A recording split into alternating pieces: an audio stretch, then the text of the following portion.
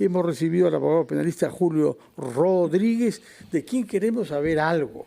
¿Por qué se ha mantenido bajo reserva el acuerdo de colaboración entre Odebrecht y el Ministerio Público, ahora que lo conocemos y que lo hemos podido leer parcialmente, son más de 1000 páginas, entendemos menos aún por qué es que se ha querido mantener esto bajo 7 sellos? Señor Rodríguez, ¿cuál es su interpretación de esta actitud de la Fiscalía? Muy buenos días, Amos. Un placer estar con ustedes. Doctor. Al igual que usted, sorprendido absolutamente porque incluso la misma decisión del juez establece que ya tiene que hacerse público, porque ya tiene condición de decisión inimpugnable. Y eso sorprende, porque no hay nada de lo que por lo menos se verifica el día de hoy que merezca estar en secreto. Ojo, diferenciemos secreto de reserva. Esto ha estado en secreto. Y el Código Procesal Penal establece pero muy puntuales excepciones para el secreto, que es distinto a la reserva. Los procedimientos en trámite son reservados. Usted, por ejemplo, como periodista, no puede ir y recibir información de la autoridad de un proceso en giro. Está reservado. Pero todas las partes tienen que conocerlo, porque no es secreto. Esto está bajo, ¿no?, un secreto absolutamente ilegal. Perdón, doctor. Razón por la cual el TC lo ha abierto. Perdón, doctor. Entonces, ¿cuándo se tuvo que hacer público este acuerdo? Porque el acuerdo a nivel judicial fue reconocido, diríamos así, en el 2019. ¿En ese momento debió hacerse público? Correcto. Ese es el momento en que debe hacerse público. Una vez que el acuerdo ha sido aprobado, homologado por el órgano de justicia y no existe nada pendiente, no hay nada que las partes estén reclamando respecto al acuerdo, es decir, ya es cosa juzgada, tendría que haber hecho público. Es cosa juzgada el acuerdo, pero en el acuerdo hay numerosas informaciones sobre procedimientos judiciales en curso o que ni siquiera se habían iniciado. Ahí se afirma dinero recibido por el expresidente Alan García, dinero que habría llegado de una manera u otra al expresidente Kuczynski, Toledo no se diga, etcétera. Entonces, si eso está todavía siendo juzgado, uno puede comprender que mientras que la justicia no lo haya visto, haya que manejar eso con reserva, no digo secreto. Así es, por eso con reserva, pero acá se ha manejado con secreto. Y esto es evidentemente ilícito. Secreto para el público, no para las partes. Para todos. ¿Para las partes también? También las partes que han sido involucradas por el acuerdo no han tenido conocimiento de él. Las personas que han sido procesadas en virtud de este acuerdo no les han permitido acceder al contenido, con lo cual se constituye claramente una restricción al derecho de defensa. Yo tengo que conocer todo respecto a lo cual se me imputa y defenderme de ello. ¿Esa información se mantiene en reserva? Sí. El que vulnera la reserva tiene consecuencias también, pero no en secreto porque no me puedo defender de lo que no conozco. Perdón, doctor, en el acuerdo también de lo que hemos leído se habla de una figura de colaboración progresiva. No sé si ese es el término correcto, usted me corregirá, pero ¿eso se puede plantear en un acuerdo como este o es algo ilícito también? A ver, Carlos, la pregunta es extraordinaria porque permite establecer que eso es abiertamente ilegal. No solo porque el término como tal no existe en la norma procesal penal, sino porque adicionalmente la forma en que se concibe es absolutamente nefasta. Es decir, si te enteras algo adicionalmente, ya pues, yo te contaré, ¿no? Pero de eso que te enteras adicionalmente, no te voy a reparar más. Es decir, que ya esa reparación que te he colocado en este acuerdo cubre todo lo que se conoce y lo que esté por conocerse. Eso es abiertamente ilegal, porque los daños pueden ser incluso mayores. Como ya uno puede comenzar a detallar la cantidad de dañosidad que esto ha generado. Por ejemplo, a ver, denos algunos datos. Miren, hay casos que la gente no conoce, pero que son casos trascendentales. Hay una persona que menciona en el acuerdo al que lo conocen como alias Cisco. Este era el funcionario encargado en la banca privada de Andorra de abrir todas las cuentas por orden de Odebrecht. Y después esta persona se mudó de Andorra y pasó a Uruguay. Y de Uruguay, bajo otra banca privada, comenzó a volver a convocar a todas las personas que habían recibido dinero de Odebrecht para abrirles cuentas. Ese caso tendría que haber sido profundizado porque esa persona tiene el detalle de todo el dinero que se movió, de todas las personas involucradas. Cisco no ha sido objeto de juicio y que queríamos conocer su opinión sobre las cosas que uno descubre leyendo más de 1000 páginas del acuerdo de colaboración entre la empresa Odebrecht y el Ministerio Público, acuerdo firmado en el año 19 y que ha sido publicado 5 años después con motivo de una orden dada por el Tribunal Constitucional. ¿Qué se ha descubierto sobre aspectos procesales y qué se ha descubierto sobre el contenido criminal de lo que esas 1057 páginas contienen? A ver, lo primero que se descubre es algo que sorprende muchísimo, porque el acuerdo lo que acaba involucrando son 4 grandes proyectos y nada más que esos 4. Los otros 13 proyectos que se mencionan en el acuerdo no son objeto ni de procedimiento, ¿no?, ni de ninguna reparación. Eso es lo que sorprende. Los 4 grandes Eso son... ya lo sabíamos, porque la reparación se había calculado en base a 4 proyectos, ¿no? Sí, claro, pero los otros 13... Por la Procuraduría, ¿no? Así es, pero los otros 13 proyectos que comienzan a aparecer, entre comillas, después de que negocian, significan más daño al Estado. Sin embargo, ese daño generado al Estado... No están cubiertos por este acuerdo. No están cubiertos. Lo que significa que se puede... No, pero dice el acuerdo que esos daños adicionales están abarcados por lo ya pactado. La suma pactada es de 600 y pico millones. 610 millones. Así es. Así es. Y todos los casos que son conocidos, supuestamente, que no abarcan los 4 proyectos, ya no van a ser valorados en términos económicos para aumentar la cifra de reparación. Y estamos hablando de casos importantes, gasoducto, el mismo caso de PPK, el de Susana Villarán, el Club de la Construcción. Es decir, hay una serie de casos que son casos que se aceptan en el acuerdo, pero sin embargo no son contabilizados en términos de reparación para el Estado. Hubo reparación respecto de 4 casos, ¿no? Correcto. ¿Puede usted decirnos cuáles son esos 4 Interoceánica del Sur, que corresponde a tramos 2 y 3. ¿Y qué responsables políticos están implicados en ese? Estamos hablando ahí de Toledo. Hablamos de línea 1 Metro de Lima, tramos 1 y 2. Eso estamos hablando García y una parte de la responsabilidad que le tocó a Humala. Costa Verde, que son el gobierno regional, Costa Verde, Lima, Callao. Y Félix Moreno, ¿no? Así es, correcto. Y la vía de evitamiento del Cusco, ¿no? Con el gobernador de la época. Así es, Tito Curio. De acuerdo. Ahora, ¿revelaciones sobre otras personalidades hay?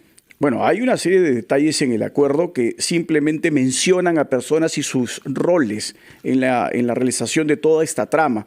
Y sin embargo, después cuando uno revisa el acuerdo, no existe respecto de estas personas ningún tipo de sanción y evidentemente tampoco proceso alguno.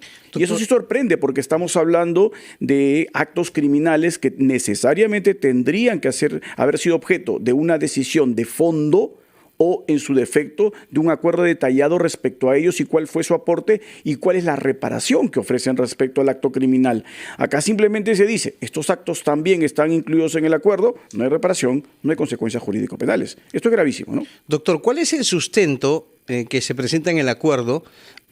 ¿Quién hace el sustento para solamente incluir estos 4 casos y no el resto de casos? La Fiscalía. La Fiscalía. El juez homologa. Hay que recordar que se pierde una perspectiva muy importante respecto al rol del juzgador en este caso. ¿A qué me refiero? Quien tiene el detalle de todo lo que sucede, quien negocia, entre comillas, supuestamente, largas horas, estableciendo y afinando el contenido del acuerdo, es delator con fiscalía. Una vez que los dos tienen la aprobación recíproca de las condiciones del acuerdo, ¿no?, y con la corroboración con toda la información, van al juez para la homologación. El juez antes no ha conocido nada. Yo le preguntaba, o sea, la Fiscalía hace el sustento, pero ¿cuál es ese sustento? O sea, ¿por qué se decide, según la Fiscalía, solamente incluir estos casos y no los restantes? Y el sustento que establece ahí es un sustento absolutamente vacío. Dan vueltas respecto a que dice, estos acuerdos son los más importantes, estos hechos son los más importantes, son transversales a varios gobiernos. Comienzan a dar una explicación, pero al final no dicen cuál es la motivación, primero normativa.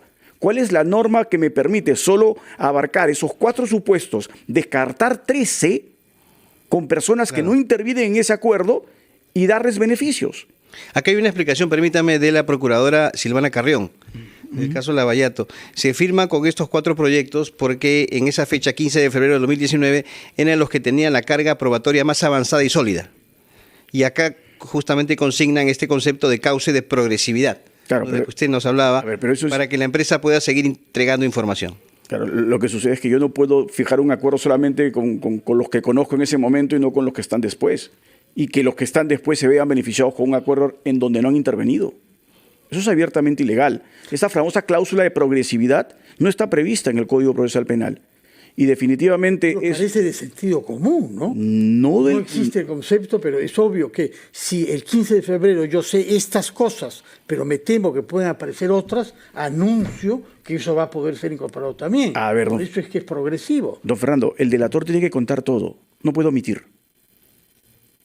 El delator tiene que abrir todo. Eso es cierto. Pero si el delator omite información, evidentemente está mintiendo. Y por lo tanto no debería... Pero si el delator dice, yo no sé eso, pero sí tal persona, colega mío, bueno, entonces hay que convocarlo. En el futuro, pues por eso es progresivo. Que no puede ser. La progresividad parece razonable. Es que no puede ser en el futuro.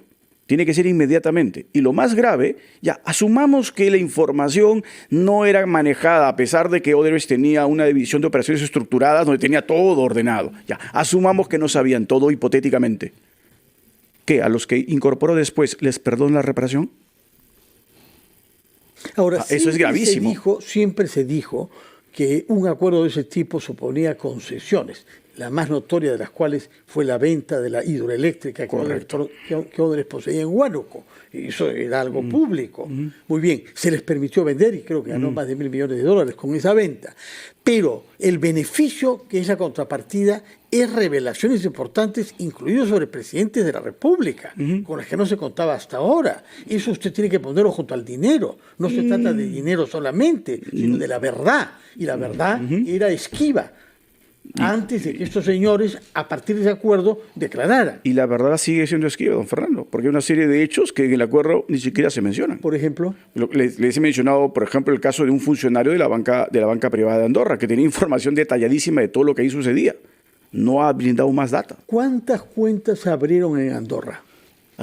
En beneficio de peruanos corruptos, quiero decir. Sí, en su momento yo recuerdo que eran no menos de 50 cuentas. 50 cuentas no de menos de 50 que han recibido dinero en esa cuenta de Andorra de Odebrecht. Así es, no menos de 50. Y eso ha sido hecho por un funcionario que tengo entendido se mudó después a Uruguay. Correcto. Que resulta un país importante en estas circunstancias. Así, además. Además. ¿Y por qué ese señor no ha sido objeto de una investigación? Buena pregunta. Muy buena pregunta. ¿Por qué no? Porque no ha sido objeto de un acuerdo en todo caso. ¿No? Delato y recibo un beneficio. Nada. Aparece con el nombre de Cisco. Así es. Ese era su alias. El nombre real dice que es Pérez Jiménez. Correcto. Correcto. El nombre de un antiguo dictador, me parece, Pérez Jiménez, ¿no? Sí. Pero mire usted lo adicional que es trascendental. Un acuerdo significa zanjar toda disputa. Este acuerdo dice 0 respecto a arbitrajes. Razón por la cual después, con los que yo pacté, me presentan arbitrajes para cuestionar todo. Y adicionalmente, el día de hoy, porque si ponemos en una balanza lo que usted dice, ya, quiero saber la verdad, supongo que toda es lo que tenemos que pedir, sí. Pero no tenemos... Sobre todo las cuentas de Andorra. Pero no tenemos toda. Pero adicionalmente, las pruebas que supuestamente eran básicas para el acuerdo, los famosos dispositivos en donde se ocultaba la información, ¿no? Mawedei Drowsis. No pueden ser. Codinombres famosos. No pueden ser. Habló de más de 100 personas. Así es. Que estaban implicadas en corrupción con Odebrecht, cuyos nombres sabríamos. Eso se nos prometió. Nunca vamos a saberlo, porque se entendió que eso es prueba ilícita. Mire usted, don Fernando. En el Brasil. Sí. Y no podemos utilizarlo. 2. Bueno, pero ¿por qué no podemos usar porque muchas cosas que los brasileños, bajo la inspiración de Lula, decidieron no avanzar y nosotros sí? Pero es prueba ilícita y ellos no van a corroborar esa prueba. ¿Quién tiene que corroborar esa información? El que me la remite. Si el que me la remite me dice no voy a dar nada porque es ilegal, ya no tengo la prueba. Nadie la está utilizando en los juicios ya. Doctor, los colaboradores tendrían que venir y declarar. Ya no van a venir a declarar. Doctor, una pregunta. Me estoy quedando sin lo más importante de la colaboración. Mis delatores ya no delatan, su información ya no me sirve. Tengo un acuerdo que ya no es beneficioso ni para la verdad ni para el Estado. Doctor, usted habla de ilegalidades en el contrato, de hechos ilícitos. ¿Los que firmaron este acuerdo podrían ser pasibles de denuncia? Bueno, evidentemente. Y creo yo que ya han sido denunciados. Ya han sido presentadas primeras denuncias por prevaricato y por encubrimiento. Supongo que no serán las únicas. Y entonces, en concreto, doctor, este convenio, ¿usted lo considera lesivo para el país? Sí, definitivamente. No solo en términos económicos, sino en lo que decía don Fernando. No me han dado toda la verdad, que es lo que a cada peruano le interesa. ¿Usted le reconoce algo bueno o las 1057 páginas son todas malas? Yo no reconozco nada bueno si el resultado final es negativo. Muy bien. Lo hemos escuchado, entonces comprendemos su punto de vista. Vamos a tratar de interrogar a otras personalidades para que nos digan qué piensan sobre las afirmaciones que ha hecho usted. Uno, ha puesto en cuestión el concepto de progresividad.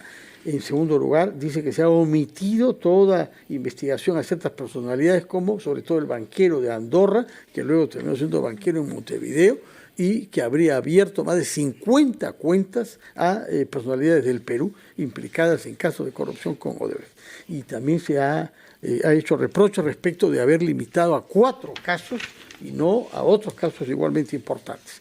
Muchas gracias, señor Julio Rodríguez, por su presencia acá. Recuerdo que es un penalista que ha seguido esto de cerca desde el primer momento, porque ha sido abogado de algunas de las partes en algún momento. No sé si lo sigue haciendo.